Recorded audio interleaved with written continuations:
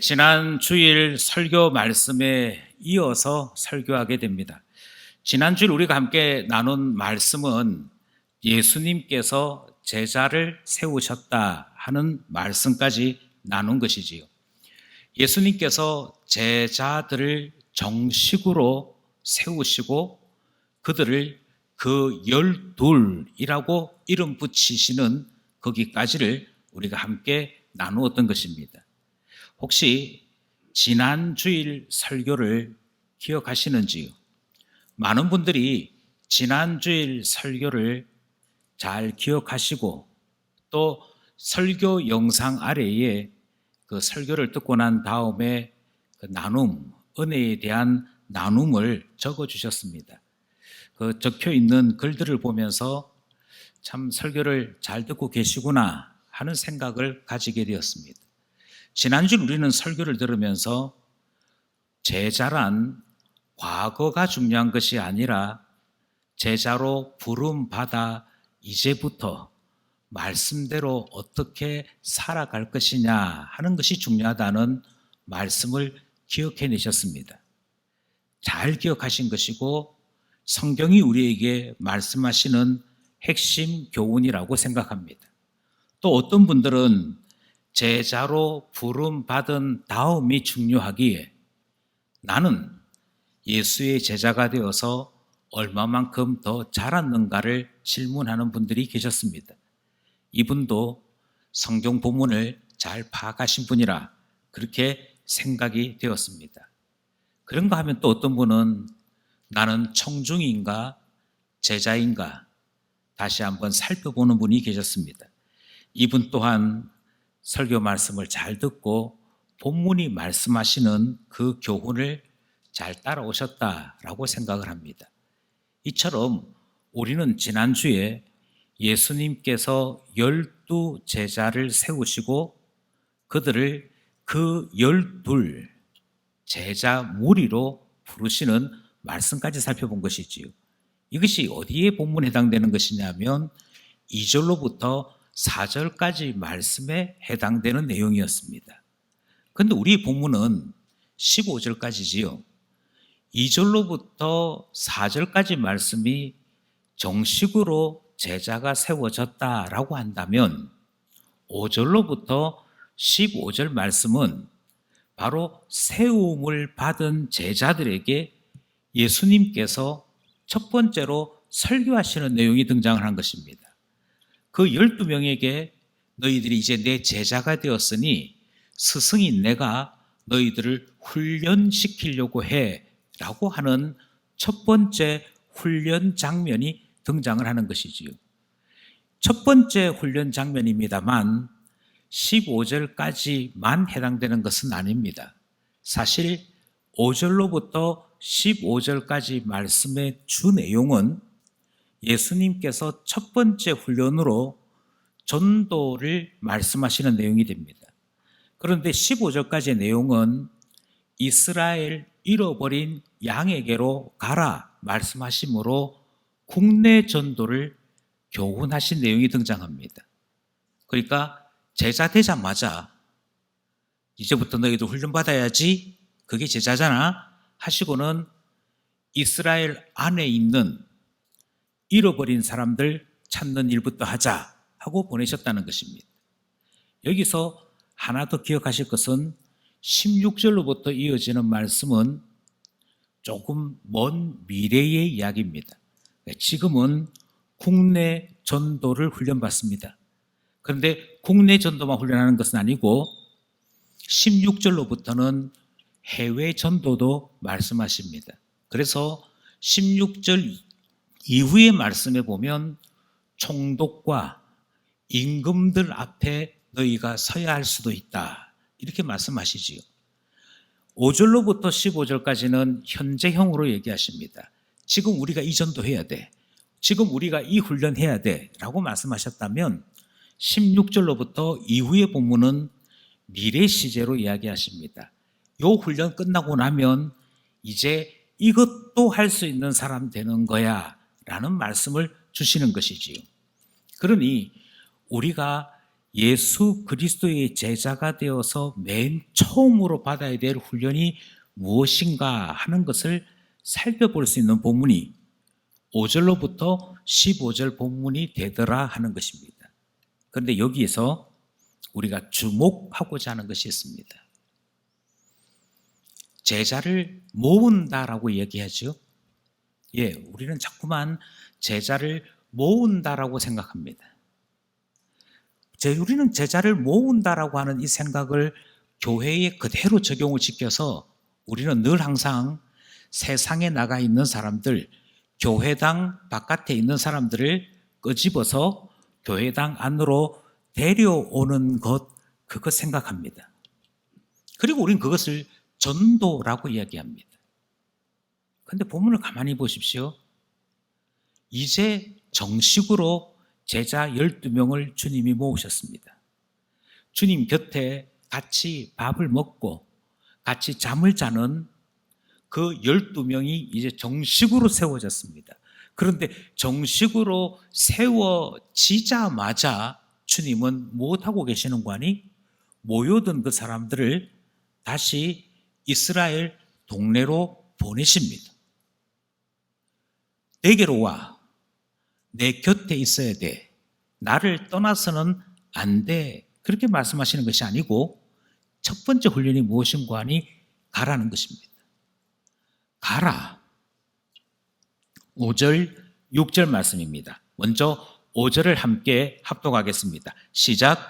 예수께서 이 12를 내보내시며 명하여 이르시되 이방인의 길로도 가지 말고 사마리아인의 고을에도 들어가지 말고 오히려 이스라엘 집에 잃어버린 양에게로 가라. 아멘. 여기서 우리와 전혀 다른 예수님의 모습을 보게 되는 것이죠.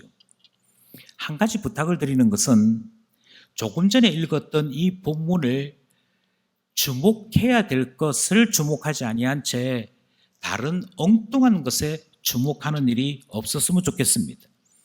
여기서 말씀드리는 다른 엉뚱한 것이란 오늘 본문 말씀을 보니 예수님께서 이방인에게로도 가지 마라 하셨다.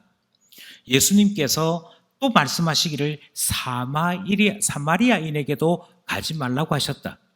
결국 순수 혈통인 유대인에게로만 가라고 하셨으니 우리는 전도를 할 때 이방인에게 전도하거나 사마리아인에게 전도해서는 안 된다. 그것이 예수님의 뜻이다. 이런 식으로 오해해서는 안 된다는 것입니다. 오늘날에도 여전히 많은 사람들이 성경을 읽고 예수를 믿고 난 다음에도 자꾸만 이스라엘을 성지라고 말하는 습관을 가지고 있습니다. 그곳이 성경의 역사적 장소이기는 하나 거룩한 땅이지는 않습니다. 주님께서 한 번도 이스라엘 땅을 거룩한 땅이라고 말씀하신 적이 없으십니다. 그럼에도 불구하고 자꾸만 성경에서 봐야 될 것은 보지 못하고 엉뚱한 것에 맺혀서 거기에 집착하는 경향이 나타날 수가 있는데 조심해야 한다는 것이지요.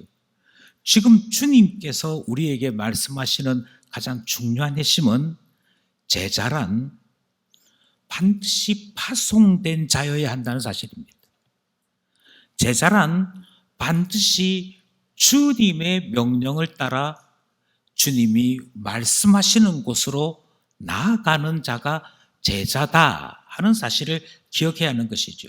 그래서 오늘 본문에서 우리가 읽은 것과 같이 제자로서 받는 맨 처음 훈련은 전도였습니다. 이제 막 왔는데 이제 막 온 사람들에게 너 가서 전도해. 이게 주님의 훈련이더라 하는 것이지요. 그러니 이 사실에 주목할 수 있어야 합니다. 그러면 많은 사람들이 아니 우리도 그렇게 해야 합니까? 라고 이야기하는 것이지요. 우리도 그래야 합니다.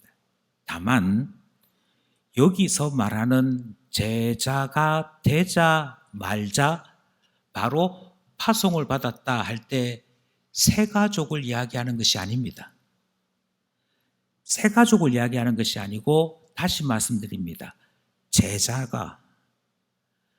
제자로 세워졌을 때 제일 처음 해야 되는 일은 전도다는 것이죠. 그러면 어떤 사람을 제자로 봐야 할까요? 우린 여기서 두 번째 본문이 말씀하시는 분명한 사실을 기억해야 됩니다. 청중을 제자라고 말하지 않습니다. 이 제자들 대부분이 청중으로 살았습니다. 나다나엘은 나사렛에서 무슨 선한 것이 있겠느냐 그랬고, 그런데 같이 가보자. 거기까지 나다나엘은 청중으로 살았습니다. 예수님에 대해서 뭐라고 소문은 들리던데 그거 어떻게 믿어? 그런 사람이었습니다. 아니, 멀리 갈 것도 없이 제가 그랬습니다. 저는 모태신앙이 아닙니다. 적어도 고등학생 때까지는 청중이었습니다. 교회 다니는 친구들 바라보면서 연애하러 교회 간다고 생각했습니다. 그랬던 제가, 청중으로 살았던 제가 어느 날 제자로 살게 되는 것이지요. 제자로 되었다. 그래서 이제는 파송해도 된다의 기준은 한 가지입니다. 그것은 복음을 아는가, 복음을 만났는가. 그것이 기준인 것이죠. 7절, 8절 말씀 함께 합독하고자 합니다. 7절입니다. 시작. 가면서 전파하여 말하되 천국이 가까이 왔다 하고 병든 자를 고치며 죽은 자를 살리며 나병 환자를 깨끗하게 하며 귀신을 쫓아내되 너희가 거저 받았으니 거저 주라. 이렇게 말씀하십니다.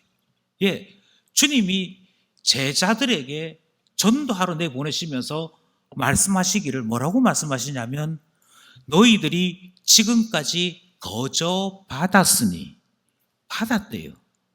거저 받았으니 너희도 거저 주라고 이야기하십니다. 여기서 성경이 우리에게 주목하게 하는 것이 있습니다. 도대체 제자들이 뭘 받았다는 얘기입니까? 여기서 제자들이 하늘로부터 벼락이 임하듯이, 번개가 치듯이 사탄을 쫓아낼 수 있는 권능을 받은 것이냐? 그렇지 않습니다. 이들이 아직까지 받은 것은 하늘의 권능이 아닙니다. 아니면 그들이 기도하며 성령이 불같이 임하는 성령 세례의 권능을 받았느냐? 그렇지 않습니다. 성령을 주시는 분은 예수 그리스도 뿐이신지라 이들이 이와 같은 권능을 받은 적이 없습니다. 그럼 뭘 받았다는 얘기냐? 주님이 이렇게 말씀하십니다. 너희가 지금까지 제자 되도록 보고 듣고 배운 게 있다라고 말씀하십니다. 그리고 이렇게 얘기하시죠. 너희들은 지금까지 무엇을 보았느냐면 병든 자가 고침받는 것 보았다. 죽은 자가 살아나는 것을 보았다. 나병 환자가 깨끗해지는 것을 보았다. 귀신이 쫓겨나는 것 보았다. 그래서 어떻게 됐다고요? 예, 바로 이와 같은 예수님과 함께 하면서 만났던 경험들 하나하나를 통해 청중이었던 우리가, 예수에 대해서 전혀 몰랐던 우리가 하나하나를 접하면서 사람이 아닌 것 같아. 저분은 평범한 사람이 아닌 것 같아. 저분에게는 도대체 어떤 능력이 있고 어떤 존엄함이 있기에 바람도 바다도 순종하는가? 이런 질문들이 생겼던 것이죠. 그리고 어느 날 바람 속에서, 파도 속에서 자기 자신들의 생명이 위태롭게 되어졌을 때 그 밤에 파도를 뚫고 제자들에게로 오시는 예수님을 만나면서 그가 하나님이시고 그가 우리를 사랑하시고 우리의 구원을 위하여 우리에게로 오신 분인 것을 체험하게 되었던 것입니다. 이것을 다르게 이야기하자면 복음을 알게 된 것이죠. 예수 믿는 것이 왜 복인지, 예수를 아는 일이 왜 그렇게도 놀라운 일인지를 듣고 생각하는 자가 아니라 그들의 삶 속에서 복음을 접하게 되었고 복음을 만나게 되어 내가 예수의 제자 되는 일에 조금의 후회도 없다 하기까지 되었던 것입니다. 그러니 제자 되기까지 그들이 거저받았던 것은 은혜였습니다. 그들이 제자 되기까지 그들이 거저받았던 것은 주님의 권능과 주의 말씀을 듣고 보고 배우게 되었던 것이지. 그것이 먼저 있었습니다. 그것이 먼저 있었기에 제자 될 수 있었다니까요. 그리고는 그 은혜를 체험하고 그 복음의 권능을 알게 된 제자들에게 너희들이 경험했던 것 있지? 너희들이 나를 주라고 고백하기까지 체험했던 것 있지? 그거 그대로 너희들이 경험했던 것 그대로 돌려주는 것, 다른 사람들한테 들려주는 것, 그게 제자다운 삶을 사는 첫걸음이야 라고 말씀하시는 것입니다. 그래서 거저 받았던 그 은혜, 거저 체험했던 하나님과의 만남, 거저 알게 되었던 예수 그리스도가 나를 사랑하신다 하는 이 감격을 그대로 흘러내리는 것, 그대로 흘러보내라는 것입니다. 그것 하라는 것, 그것을 주님은 지금 전도로 말씀하시는 것이죠. 그것을 주님은 제자의 삶이라고 말씀하는 것입니다. 여기서 다시 한번 말씀드립니다. 새 가족이 이제 새 가족 되었으니 전도하러 가십시오. 이게 아니라고요. 그게 아니라고요. 누가 진정한 제자이냐면 복음을 맛본 사람이에요. 예수 그리스도가 얼마나 좋은지 깨닫게 되어진 사람. 그래서 그것 때문에 나의 모든 것이 바뀌었습니다. 내가 알고 있던 가치관이 바뀌었습니다. 내가 알고 있던 판단이 바뀌었습니다. 내 인생에 예수가 가장 존귀한 자인 것을 알게 되었습니다 했을 때, 복음을 접하게 되었을 때 그때 누리는 평화가 있습니다. 그때 누리게 되는 즐거움이 있습니다. 바로 그 맛을 본 사람이요. 그래서 주님, 제가 주님께로부터 거저받은 것이 있습니다. 제가 노력한 것도 아니고 공부한 것도 아니고 땅을 파서 수고한 것도 아닌데 주님께서 일방적으로 내게 오셔서 나에게 맛을 보게 하시고 체험하게 하신 예수 그리스도가 누구이신지 알게 되는 은혜가 있었습니다. 그 은혜 때문에 제가 주님께 반했습니다. 제가 주님 앞에 결심하고 결단하게 되었습니다. 이제부터는 주를 위해 살리라. 그제서야 우리가 제자 되는 것이었지 않습니까? 그제서야 우리가 참 신자 되는 것이었지 않습니까? 그리고는 그 주님께서 너가 경험한 그것을 그대로 흘러보내라고 말씀하시는 것이지. 마태복음은 10장에 이르기 전에 제자들이 어떻게 제자로 서기까지의 과정이 있었는지를 소개했습니다. 5장, 6장, 7장은 예수님의 설교였습니다. 산상수훈이라고 하는 예수님의 설교 말씀을 들었습니다. 예수님의 말씀만 들어도 그들 마음속에 충격이 있었습니다. 지금까지 그 누구에게서도 이런 말씀 들어본 적이 없다. 우리 가운데 서기관들이 있었고 많은 선생들이 있었지만 누구도 하늘의 권능으로 이렇게 말씀하시는 분이 없었다. 그래서 설교만 들어도 그 중에 많은 사람들이 충격을 받아들였습니다. 5장, 6장, 7장이 예수님의 설교에 관한 것이었다면 10장 되기 전인 8장과 9장에서는 주께서 말씀을 통하여 나타내신 하나님의 나라가 어떤 것인지를 이적을 통해, 기적을 통해 우리에게 보여주셨던 것이죠. 그때마다 누가 있었느냐? 제자들이 있었습니다. 8장에는요, 나병 환자 사건이 있었습니다. 백부장 하인을 살려주신 사건이 있었습니다. 베드로의 장모와 많은 사람들을 고쳐주시는 사건이 있었습니다. 그때마다 누가 있었느냐? 제자들이 있었습니다. 그리고 제자들은 말씀과 그들 눈에 보여진 주의 권능으로 말미암아 예수를 신뢰하게 되었던 것이죠. 그들의 삶 속에 일어나는 하나님의 놀라운 권능으로 체험하게 되었던 것이죠. 바다를 잠잠케 하시는 예수님 만나는 것 8장에 있습니다. 그것만이 아니지요. 귀신 들린 사람을 고쳐주는 것도 8장에 있습니다.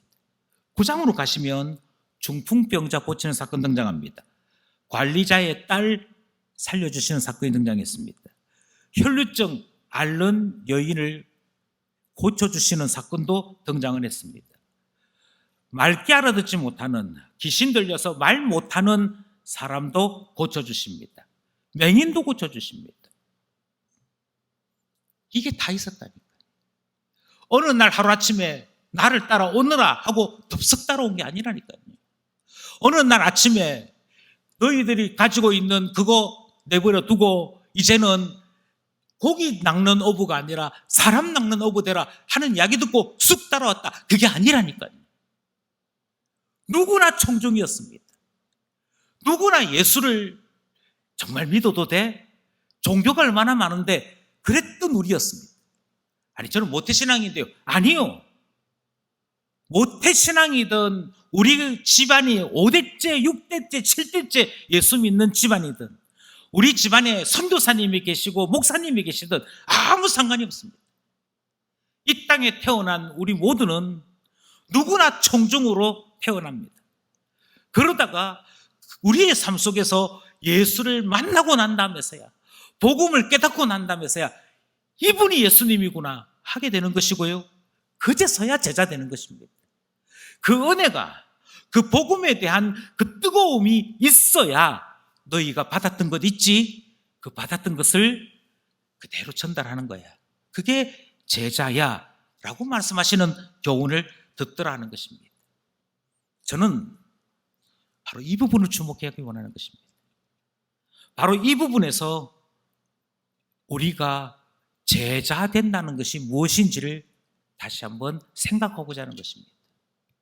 여러분, 제자의 삶 속에 가장 큰 변화는 예수님을 만남으로 인생의 기쁨, 인생의 즐거움을 깨닫게 되는 데 있습니다.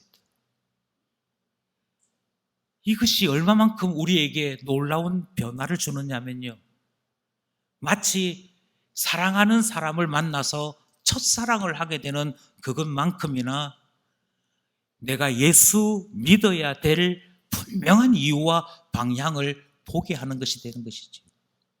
그래서 예수님을 알고 제자 되었다는 것은 예수님에게서 첫사랑을 발견한 것과 똑같습니다. 그게 있어야 제자 된다니까요. 그게 있어야만 제자로서 주님 앞에 전도를 명령받았을 때 이해가 되고 순종이 되고 따라 사는 삶이 일어나는 것이지. 이게 없으면 어찌 되느냐? 이게 없으면 그 다음부터는 정말 죽을 만큼 힘든 일이 됩니다. 자, 여러분, 이제 11월 달이 되면 이제 모든 코로나 문제 다 해결될 겁니다. 정상으로 돌아올 겁니다. 그러니 그동안 못했던 전도 우리 힘을 다해서 12월 달 성탄절에는 한 사람이 한 사람씩 전도하도록 합시다. 이야기를 할 때 예수 만나서 인생이 바뀌어본 경험이 없는 사람들은 이 말만큼 듣기 싫은 말이 없습니다. 이 이야기만큼 순종하기 어려운 주제가 없습니다. 도대체 누구를 데려와야겠느냐? 도대체 누구를 데려오면 누구에게 말을 하면 교회 가지 할 때 순순히 따라올까? 이 생각만 하지. 그래서 누구 생각하다가 아무도 없어, 내 말 듣고 교회 사람은 아무도 없어 하게 되지. 지금 성경이 이야기하는 것처럼 너희들이 받은 것 있지? 예, 있습니다. 그 받은 은혜 전하라니까, 너희들도 들려주라니까. 그래서 오든지 안 오든지는 그 사람 알아서 할 문제고, 제가요 예수님을 만나게 되었어요. 제가요 교회 가면서 제 인생이 달라지게 되었어요. 제가 예수님 때문에 드디어 인생의 소망을 보게 되었어요. 인생의 즐거움을 찾게 되었어요. 제가 만난 예수님 한번 당신도 만나보지 않으렵니까? 이 말을 못하는 거예요. 받은 게 없으니까. 받은 게 없으니까 주지 못하는 것이지. 근데 제자는 다릅니다. 누가 제자냐? 다시 말씀드립니다. 복음을 알게 된 사람이 제자입니다. 누가 제자냐? 예수님을 나의 주로 만나게 된 사람이 제자입니다. 그 사람들에게는 누구나가 다 예수님 때문에 체험하게 된 변화가 있습니다. 내가 주 위에 살리라. 내가 주님과 함께 살리라. 이것이 내가 누린 기쁨과 내가 만나서 경험하게 된 주님을 향한 사랑의 고백으로 등장하게 되는 것이지. 모든 제자는 그래서 제자되는 것입니다. 모든 제자는 그래서 전도하라는 주님의 말씀에 순종하게 되더라는 것입니다.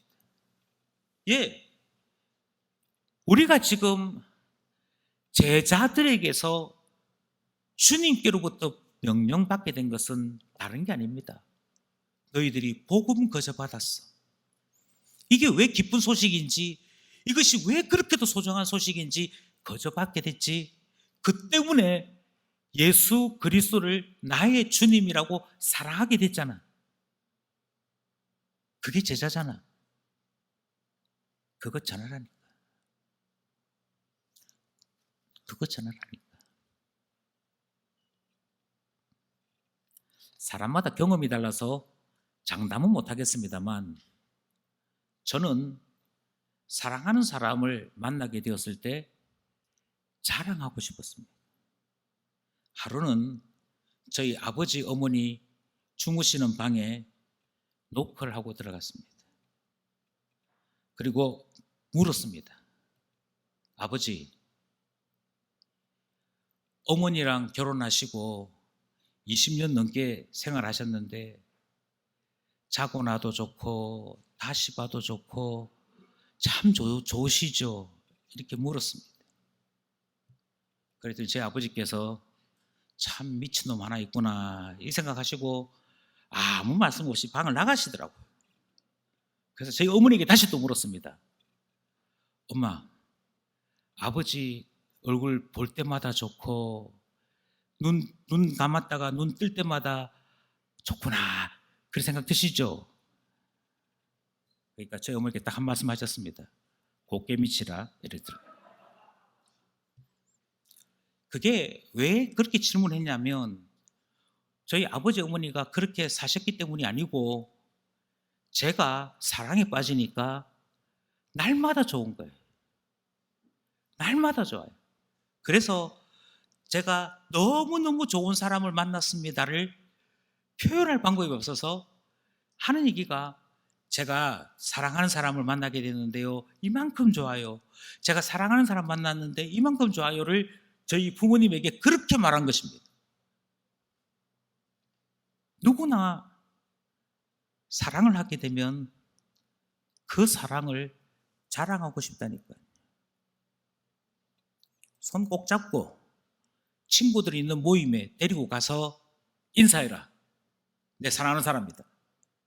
자랑하고 싶어지잖아요. 만약 이것이 자랑이 되지 않는 사람이 있다면 사랑하지 않거나 그 사람을 자랑스럽게 생각하지 않는 사람일 것입니다. 그런데 주님은 그런 사람을 원하시는 것이 아닙니다. 제가 모든 것 버려두고 주님 쫓아서 제자 되기 원합니다. 그 정도의 사랑을 가진 사람, 제자라고 부르셨고 그 제자들에게 그래, 너희들이 받았던 것 이제 나누는 제자로 살아보자 라고 말씀하시는 것이 제자 세우시고 처음으로 주시는 말씀이시더라. 우리는 그것을 발견하는 것입니다. 사랑하시는 여러분, 그런데 제 염려가 하나 있습니다. 아니, 성경이 우리에게 가르치는 염려가 하나 있습니다. 12명의 제자에 대한 이름을 이야기할 때부터 이 이야기는 계속 반복되었습니다. 12명의 이름이 끝까지 갔으면 좋겠는데 그 12명의 이름이 끝까지 가지를 않습니다. 그 중에 한 사람은 예수를 판 자가 되어집니다.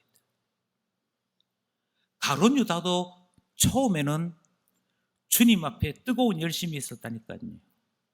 아니, 얼마만큼 뜨거운 열심과 뜨거운 헌신이 있었으면 세상에 세무 공무원이었던 마태가 있음에도 불구하고 제자들이 사용하는 공용의 돈, 공금 관리를 가룟 유다가 처음부터 맡습니다.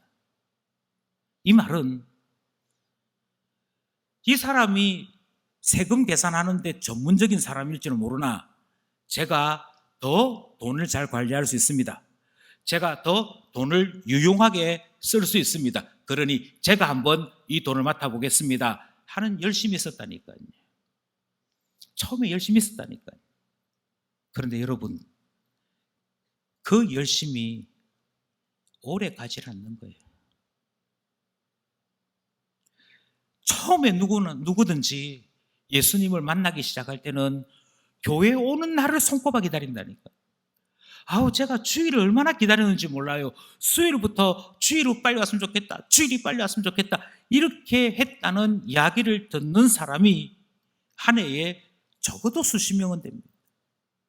그런데 그 수십 명의 사람들이 계속 쌓여서 우리 기쁜 공동체를 이루었느냐? 아니더라는 것입니다. 왜 아닌가? 그 이유는 아주 간단합니다. 분명히 주님을 만났고 복음을 알게 되었고 주님을 사랑하게 되어 제자 되었음에도 불구하고 우리가 주님 만난 그 첫사랑이 자주 손상을 입는 문제가 생기기 때문입니다. 이것은 연인 사이의 사랑이나 예수님을 사랑하게 되는 신앙의 사랑이나 똑같은 과정을 거치게 됩니다. 여기서 우리에게 주시는 경고의 말씀이 있는 것이죠.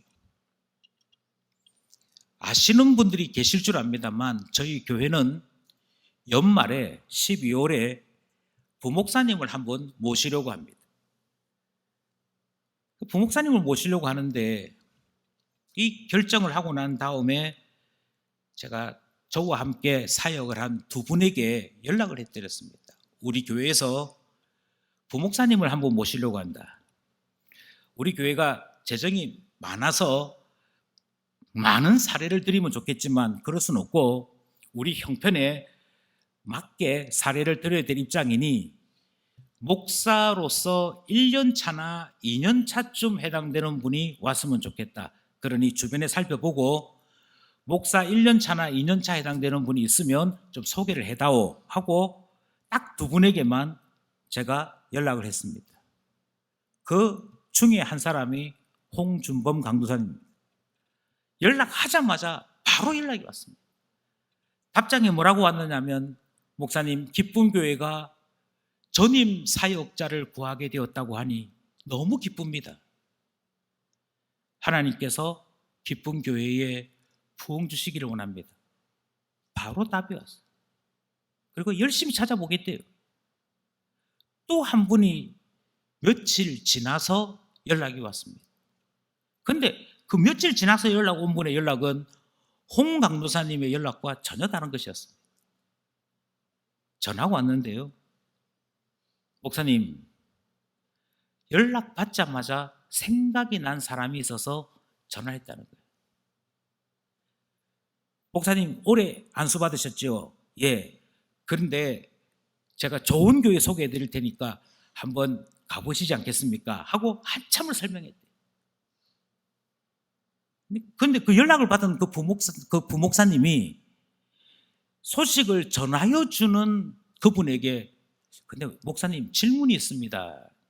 뭐가 질문입니까? 말씀하십시오. 이랬더니 사택은 얼마나 큰가요? 그 사례는 도대체 얼마나 주길래 1년 차나 2년 차를 구한다고 하는 겁니까? 정확하게 사례 X를 알았으면 좋겠습니다. 이렇게 연락이 오더라는 것이죠. 한편으로 이해는 됩니다. 한편으로 이해되는 이유는 부목사로서 사역을 하게 되는 그 교회 크기에서 담임으로 가게 되는 교회의 크기가 결코 바뀌지 않습니다. 내가 한 1000명쯤 되는 교회 부목사로 있다. 그러면 청빙하러 갈 때도 1000명쯤 모이는 교회의 부목사였기 때문에 1000명쯤 되는 교회에서 청빙조회가 옵니다. 저희 교회 와서 담임하시지 않겠습니까? 그런데 저희 교회 같이 100명쯤 모이는 교회의 부목사로 있었으면 어떻게 100명 모이는 교회에서 사역한 사람이 1000명 모이는 교회에 사역을 하겠느냐? 서류조차 안 받아줍니다. 그러니까 100명쯤 모이는 교회 부목사로 오겠다고 할 때는 이미 많은 것을 포기하고 와야 되니까 이것저것 따져보는 것을 제가 이해 못하겠다 그렇게 생각지는 않습니다. 그런데 어느샌가 분명히 예수님이 좋아서 목사가 됐을 텐데, 분명히 목사가 좋아서 그래서 신학교에 입학을 했고, 그래서 목사 되기 원했고, 그래서 드디어 목사로 세움받아 이제 제자가 되어서 그렇게도 원하던 예수천당, 그렇게도 원하던 하나님의 나라가 가까이 왔다, 이 말을 강단에서 당당하게 할 수 있는 모든 자격을 다 구비하게 되었는데, 오히려 그렇게 되고 난 다음에 우리는 사랑 때문에 행동하는 사람이 된 것이 아니고 마치 한 사람의 직장인이 새로운 직장 알아보듯이 바뀌게 되었더라는 것입니다. 다 있는데 사랑만 식어졌습니다. 이것은 교회도 마찬가지입니다. 교회도 교역자 한 사람 한 사람을 모시게 될 때 이분에게는 어떤 그리스도에 대한 비밀이 있는지, 이분은 얼마만큼 그리스도를 사랑하는지 그것 보는 것이 아니고 자꾸 회사에서 신입 직원 선발하듯이 그렇게 뽑아가는 현상이 생기고 말았던 것이죠. 그러니 뽑힌 사람도 오디션 통과해서 내가 쟁취한 사람 되는 것이고, 반대로 내가 이만큼의 사례를 줄 테니 너 이만큼의 보답을 해봐 하는 사회와 조금도 틀림이 없는 교회의 현실이 나타나고 말더라는 것입니다. 아니 도대체 무슨 일이 있었길래, 아니 어떤 사람들은 그게 무슨 문제인데요 라고 말하는지도 모르겠습니다. 다른 문제는 없습니다. 다른 문제는 없고 오직 한 가지만이 문제입니다. 누구나 사역자가 될 때 주님 사랑해서 된 것인데 몇 년 지나지 아니해서 그 우리를 움직였던 그 사랑, 우리를 감동시키고 눈물 나게 하고 나 자신을 하나님께 드리겠습니다 결심하게 만들었던 그 사랑, 그것이 희한하게도 없어지고 말더라는 것입니다. 희한하게도 그것만 없어요. 논리도 있고 상식도 있고 이것저것 따지는 것도 있고 다 되는데 사랑만 없습니다.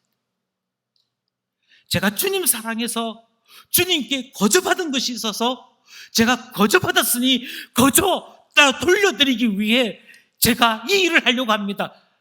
그것만 없어지는 것이죠.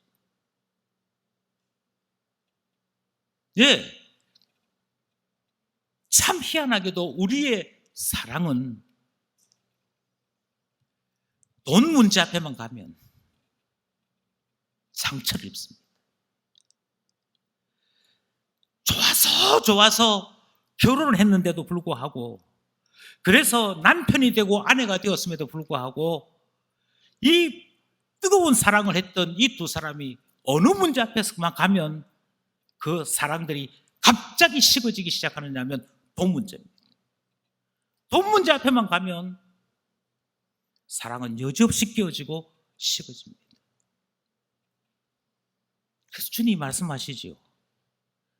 주님 좋아서 제자된 자들에게 전도하러 보내시면서 그런데 말이야, 너희들이 거저받았으니 거저 주는 전도를 해야 되는데 말이야, 너희들이 예수 사랑 때문에 제자 되었으니 예수 사랑 때문에 제자된 그것을 전하러 너희들이 가기는 가는데 말이야, 조심해야 될 게 있어. 그 사랑이 돈 문제 때문에 변질되지 않도록 해야 돼. 그래서 주신 말씀이 8절에서부터 10절 말씀을 주시는 것이죠. 8절 말씀에서부터 함께 합독하기 원합니다. 시작. 병든 자를 고치며 죽은 자를 살리며 나병 환자를 깨끗하게 하며 귀신을 쫓아내되 너희가 거저 받았으니 거저 주라. 너희 전대에 금이나 은이나 동을 가지지 말고 여행을 위하여 배낭이나 두벌 옷이나 신이나 지팡이를 가지지 말라. 이는 일꾼이 자기의 먹을 것 받는 것이 마땅함이라. 여기서부터 주님이 더 제자로 사는 법을 말씀하고 계십니다. 주님, 제가 주님을 사랑합니다. 제가 주님을 사랑하기 때문에 주님이 원하시는 일 제가 해드릴게요. 그런데 주님, 제가 주를 위하여 이 정도 헌신하면 주님도 저를 위해서 이만큼 보상하시겠지요. 그래서 제가 주님 앞에 더 큰 일을 할 테니 주님도 저에게 더 큰 보상을 해 주십시오. 이렇게 신앙생활이 이어지면 그 다음부터는 다시 말씀드립니다. 하나만 잃습니다. 기적도 체험할 수 있고 놀라운 역사도 체험할 수 있는데 딱 하나만 자꾸 이루어집니다. 사랑해서 헌신하겠다 했던 그 첫사랑 다 사라집니다. 신앙이 계약이 되기 시작하면, 신앙이 대가가 되기 시작하면, 신앙이 협상이 되기 시작하면 그때부터는 신앙 아닙니다. 그때부터는 하나님을 사랑해서 하는 것 아닙니다.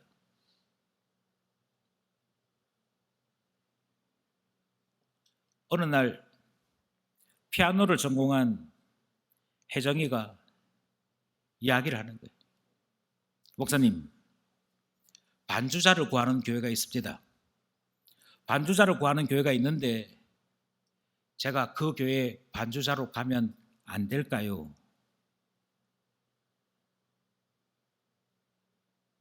왜 반주자로 가려고 그래? 거기에는 반주자에게 그리고 메인 성악가들에게 사례를 줍니다. 제 대답은 그것 때문이라면 가지 말라 했습니다. 아마 가야 될 이유가 있었고 그 돈이 필요했을 겁니다.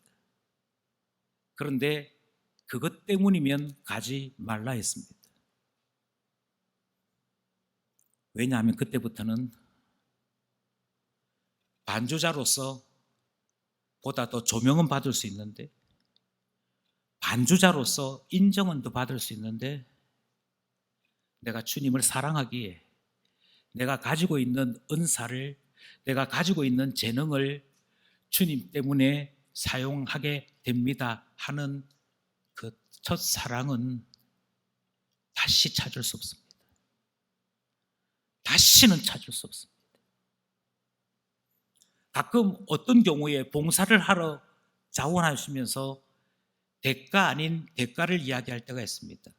그런데 목사님, 그 사람이 이 일을 하겠다고는 하는데 요만한 대가가 좀 있었으면 좋겠습니다. 예, 그냥 하지 말라 하십시오. 왜냐하면 그때부터 저는 사업주, 그분은 아르바이트생이 되기 때문입니다.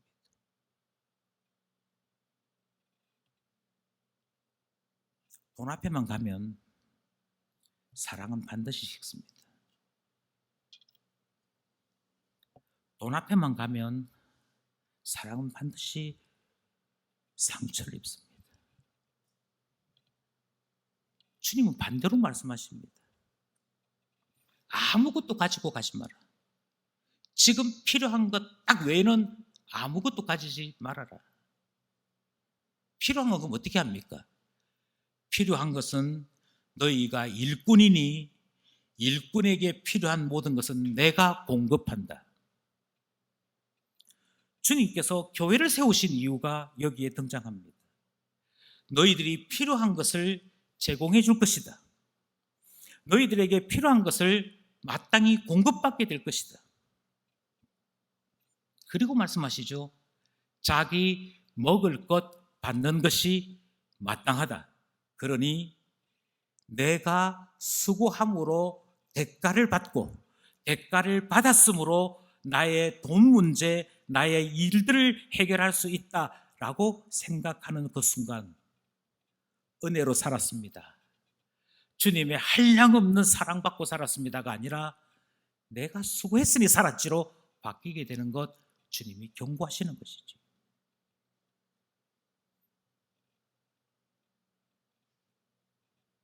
여러분의 사랑은 어떻습니까? 여러분의 주님을 향한 첫사랑은 잘 보존되어 있으십니까?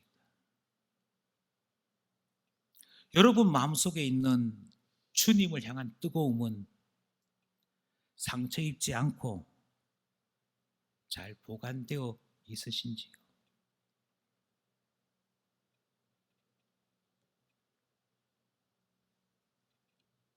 저는 여기서 이 사실을 묻고 싶습니다. 주님을 사랑합니다. 그 말에 눈물도 흘렸던 우리입니다. 나의 힘이 되신 여호와여, 거기에 누구에게도 설명할 수 없는 나만이 느끼는 감격이 있던 우리였습니다. 하나님 이름만 불러도 가슴 뛰는 주님을 향한 감격이 있었습니다.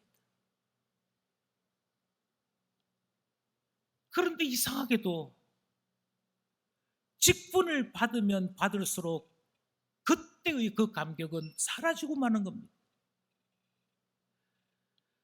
그런데 이상하게도 우리가 예수 믿은 연수가 깊어지면 깊어질수록 사랑해서 신앙생활 하는 것이 아니라 습관으로, 다른 어떤 것이 딱히 떠오르지 않기에 습관으로 신앙생활하는 이상한 신앙생활이 되고 마는 것이죠.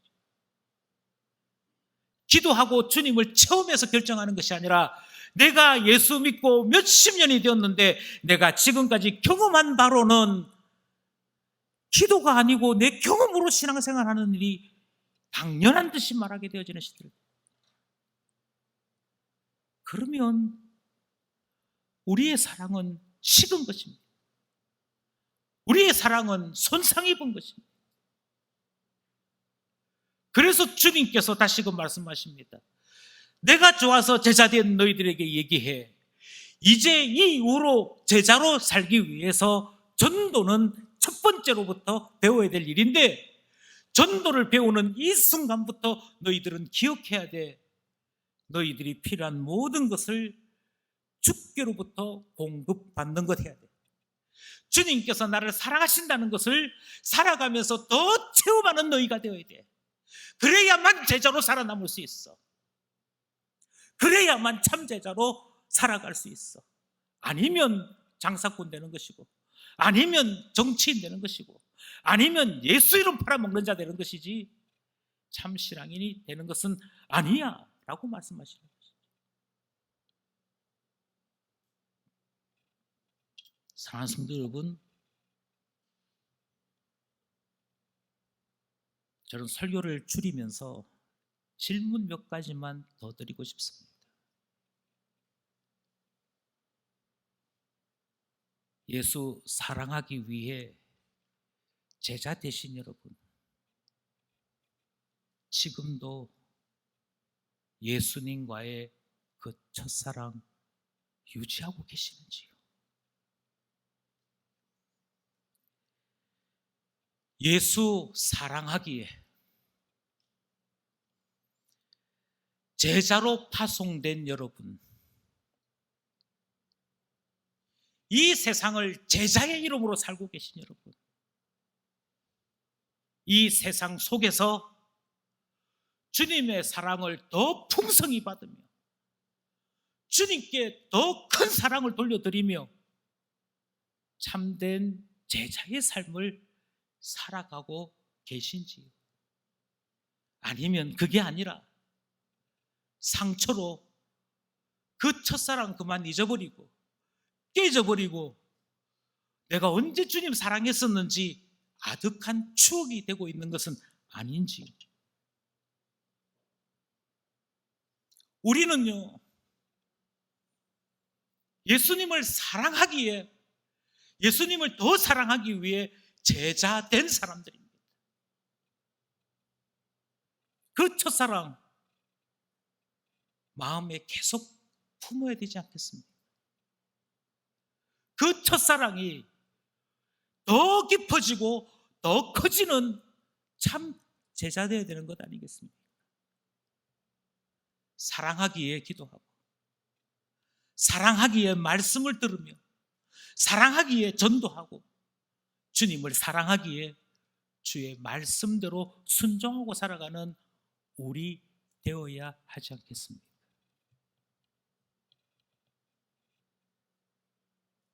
첫사랑이 있어 제자된 우리 모두에게 이 말씀을 다시 한번 기억하면서 강조합니다. 주님을 더 사랑하는 제자 되기 원합니다. 더 사랑하여 제자 중에 제자 되는 우리 모두 되기를 간절히 소원합니다. 기도드리겠습니다.